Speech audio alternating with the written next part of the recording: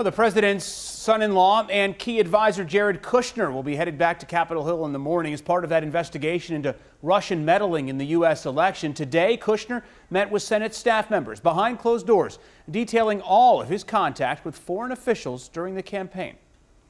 I did not collude with Russia, nor do I know of anyone else in the campaign who did so. I had no improper contacts. I have not relied on Russian funds for my businesses. And I have been fully transparent in providing all requested information. So what are the top three takeaways from Kushner's testimony? Mike Valerio has some answers with our White House whiteboard tonight. He talked to a lawyer who represented members of the Clinton administration.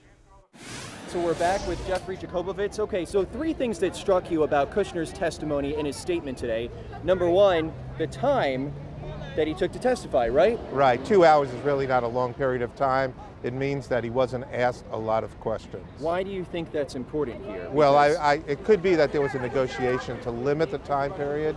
That's not clear. We don't know anything about the negotiation between his attorney and the committee. Second thing that struck you, he was not under oath, so that's number two. Right. He still would be subject to criminal penalty for lying to congressmen, but not being under oath means he's not subject to perjury, which would be a far more draconian crime if he lied under oath. And as the rain begins to fall here, the third item that you think we should pay attention to late tonight is what?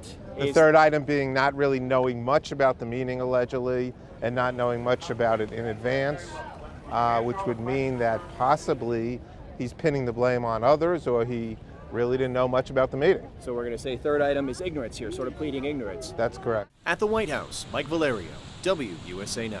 President Trump